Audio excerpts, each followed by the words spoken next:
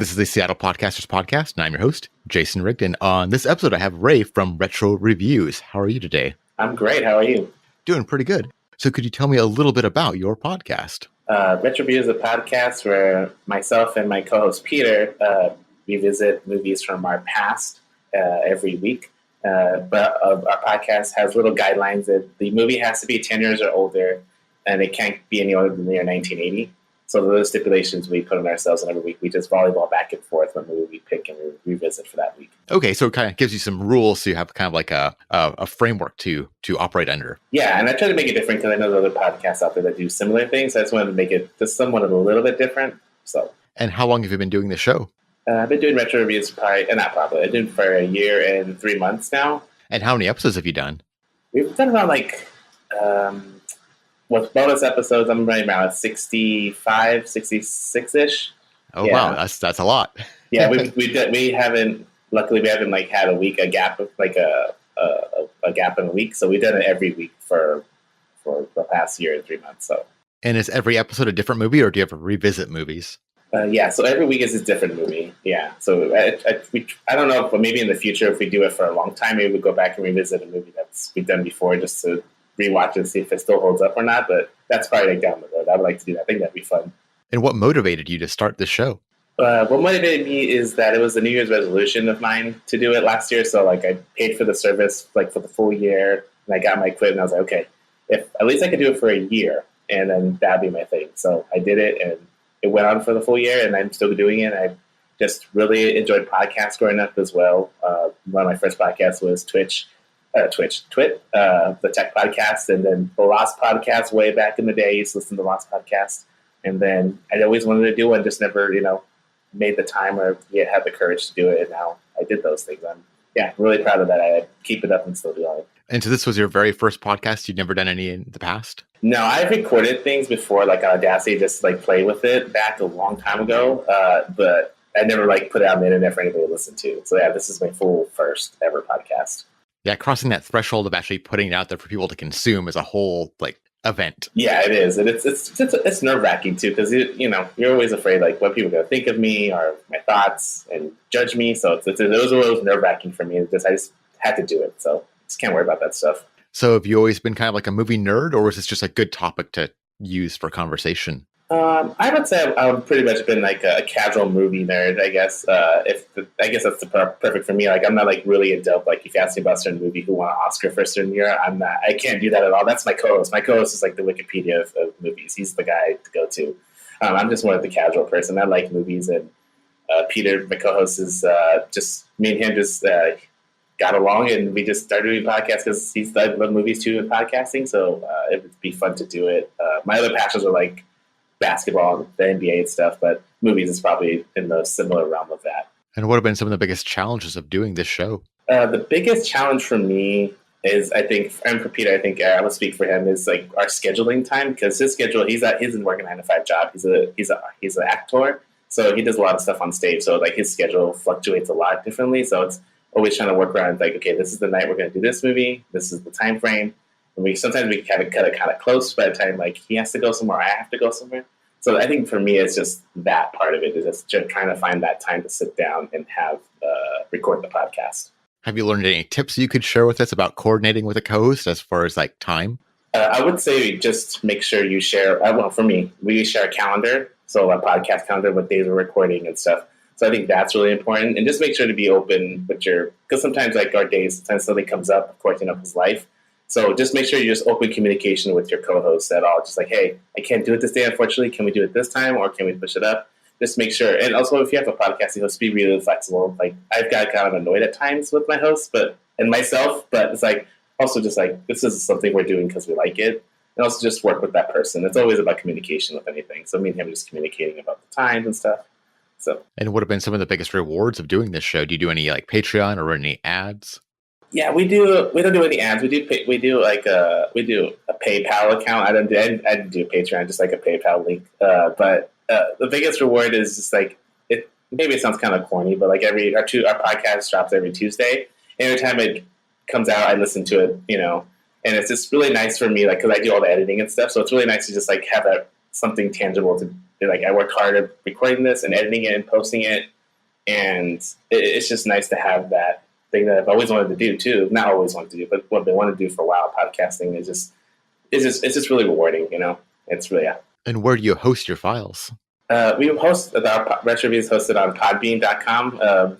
Yeah, this is the only one I heard of first of, and I looked at it and tried it. I'm like, yeah, this works fine because there's a lot of different services that do the same thing. And that's the first one that I heard of that popped into my head. But no issues with it. You've been pretty happy. Yeah, no issues at all so far. I never had like any like dropping errors or like loading takes a long time. Kind of some podcasts that I try to loading takes a little bit to buffer, but ours from my side it works pretty good and never had any issues with anything. Very simple to upload and do all that stuff. Yeah, it's great. And what kind of microphones do you use? Right now, sorry, I'm just looking at it. I'm trying to read the name of it. I actually don't know what I use. I found it on Amazon just it was like $60, and I bought 2 of them for me and my co-host.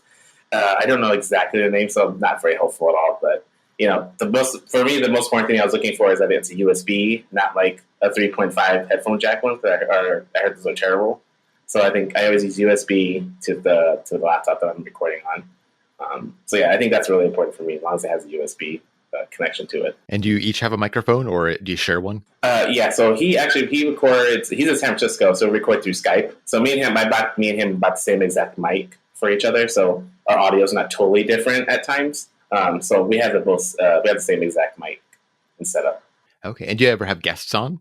We actually had our first guest with my friend Jennifer, who is I'm a huge anime fan. So we had her on for one revisit when we watched Spirited Away, and she knew a lot about that anime and just the anime world. So it was really cool to have her on. She's been a dear friend of mine from high school, so it was cool to have her on too and record through Skype and stuff. And yeah, it was awesome. Yeah. Okay. So, but not a regular thing. It's more like a special guest appearance. Yeah, that's what I'm trying to do too. That's another thing I'm trying to do this year is like have more guests on. And last year we had none because I was just trying to get my footing on podcasting in general. So now I know the in and outs a little bit and know Skyping a little more and recording that in.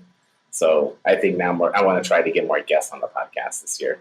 So you're recording it kind of as a double ender. So you probably on both sides are you recording, or are you using some kind of software on your side? Yeah, we both, me and Peter record on both sides. So he uses Audacity. We just record at the same time, and then I go through and I match them up in editing and then Audacity, and then I just edit it there. How do you share those wave, or do you record in Wave? Yeah, record in Wave, and he drops his in Dropbox. We use Dropbox, and I downloaded the audio file from there. And then what do you use to edit your episodes with? I use Audacity, and I also use Levelizer just to balance up the level, because sometimes he might be too high or I'm too high, and I try to adjust as best I can while we're recording.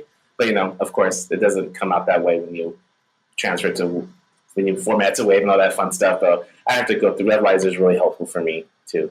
And how long does your post-production take? Man, it depends. For me, it depends. Like, sometimes I want to be really nitpicky at times. I'm like, okay, I'm going to edit all this stuff out. Because I say, or whatever too much that one. So I'm like, I edit those out a little bit quick. But sometimes I'm just like, I don't really care. I'm just going to I want the bass sound good. I want, no noise cancellation, all that stuff out. And then, so I'm going to say around maybe an hour and a half, maybe sometimes. And how long is your average show? About an hour. Yeah. Okay, so it's kind of equal. Yeah, exactly. About equal times. And that doesn't count like me like doing social media stuff, like posting it on Twitter or anything like that, scheduling stuff like that. So how do you prepare for your shows? I imagine you have to pick a movie and then watch it. And how does that work? Yeah, so the first step is he picks the movie, or me and him, we pick the movie for that week, and then we schedule when we're going to record. And then while we're watching the movie, I have a Google Doc that we share with each other. And I just take notes on the movie and the topics I want to just hit on and stuff like that. And then after that, he goes through and he puts his notes, anything he wants to put on the Google Doc. And then when our recording time comes, we will both have the doc open, and then we like the IMDb page for the movie and any other links to anything we want to just chat about. And then from there, we just record and just go through our Google Doc sheet for our talk and stuff like that. And how do you pick your movies? For me, my end is just totally random. Sometimes it's like, I just want to visit this movie this week. Peter, the same way, he just picks movies randomly. Like, or if anniversary movie's coming up, he'll pick it. Like the one that's coming up later on down the road that I picked was like Fox and the Hound. The reason I picked that movie is because we haven't done 1981 yet. So that's a movie 1981. That's a movie I watched a lot growing up. haven't watched for so long. So yeah, so that's why I picked that movie for that week. It's really pretty just random. And do you have any tips for maybe people that are just thinking about starting a podcast or brand new? For people who are interested and want to start a podcast, I would say this is really corny too, but it's like the Nike slogan: "Just do it." Just do it. Once you start doing it and scheduling yourself to do something, and like, okay, I can do this weekly or monthly or whatever time frame you want to do a podcast. Just do it. You don't have to put a lot into it at first. Just record whatever you have and you have on you. And once it becomes like, okay, this is a weekly thing or a monthly thing, and you want to invest more, then that's when you start investing money into stuff. And if for people who are into it or just started, I would suggest listen to a lot of other podcasts. Like myself, like I said, there's a lot of other podcasts out there that do sort of the same thing that we're doing. So I listen to other podcasts that do that stuff and kind of like cherry pick things like that's a cool thing that they do. Or I listen to a lot of sports podcasts. Like I like what they talk about that certain subject. So I cherry pick a lot of different things and throw it to our podcast to see if it works or not. And just also have fun with it. That's the most important thing of anything you do in the arts, being creative. Just have a good time, have fun, and don't be too hard on yourself and with the product that you get at the end. Just be happy that you completed it. Yeah, you've talked to a lot of people, and they really want their first episode to be just perfect, and you just can't. Your first episode, for one, is never going to be perfect. There's going to be so many problems with it. Oh yeah, for sure. That's what I'm saying. I went back when our year anniversary and I listened to the first one. I was like, oh my gosh, this sounds really bad. It's like, I don't know how people even like download it and listen to it. It's real to me. It sounds really awful now. And like now I listen to the ones we've done recently and like, wow, I've grown so much. And me and Peter as a host have grown so much as hosts. And it's just, you just got to just do it and put it out there and just keep trying, Yeah, you can't get good just by like pretending in your head or planning. Like there's no amount of planning that'll really make your show good. I mean, it will, but without experience, you're just not going to be able to have the map.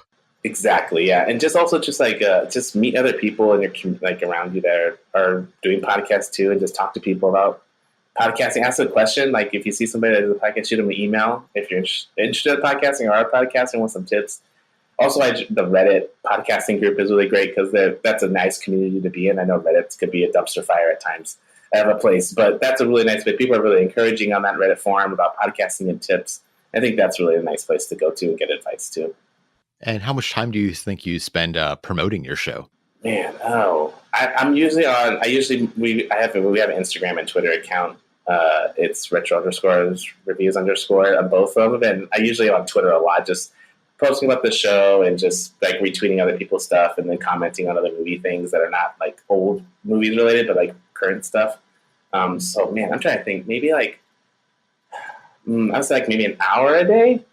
So at least, especially on Twitter, yeah, maybe more. And have you found any of these channels to be more effective at getting listeners? I think Twitter is really great for trying to get listeners out there. Like I feel like I connect with more people that way, and reaching out to podcasters is easier through Twitter. You can DM about questions or anything, or like about a show, or promoting and stuff.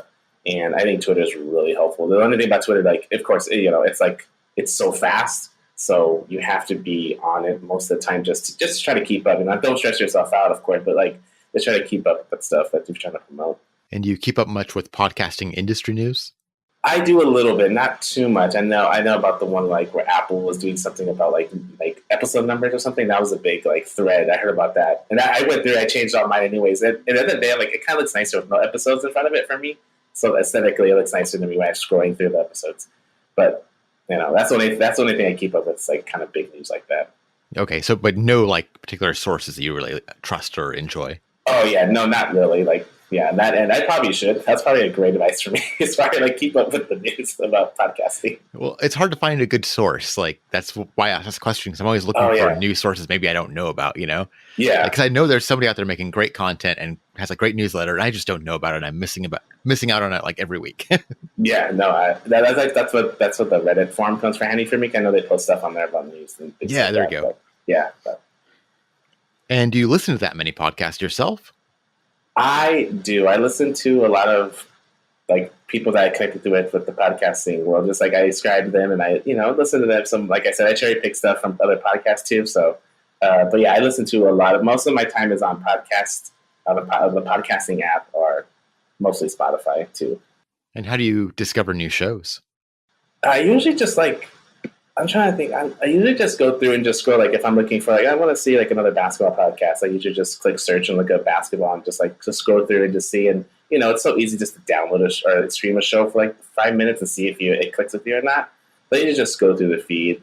Or sometimes I have like friends and then like other podcasters say, "Oh, this is a cool show you should listen to." So usually word of mouth, or mostly just me just scrolling through the podcasting app. And as a podcast listener, do you have any like podcasting pet peeves?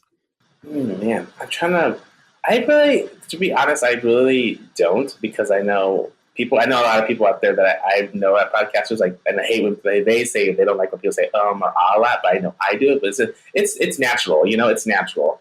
And people will just have to learn how to, like me, myself, I've trained myself to try not to do that as much, but I know I do it a lot still, just not as much. For me, it's I don't have any really pet peeves. I love when people go on tangents about stuff in podcasting. I love that so much. I think it seems natural that way. So really, I'm not really picky when it comes to like, I don't have any pet peeves. Yeah. Okay, so shows a lot of listeners are very easygoing and they will trust you and go along with whatever you're doing. Yeah, exactly. Yeah, you just got to go along for the ride, Oh, and so how can people find your show? You can find Retro Reviews on any podcasting app you use. Just look at Retro Reviews. You see our album art. It's pink. It says Retro Reviews on there. And just click on it. And just, we're right there. Subscribe. Hopefully you enjoy it and give us some feedback. And also we take recommendations on movies as well. That'd be wonderful. We'd love to hear from the listeners out there. And I'll make sure I have the link in the show notes. Thank you so much for coming on the show today. Oh, well, thank you very much for your time. And I really enjoy the show, too. And I really hope you keep it going. I really like this. Oh, thank you. Yeah.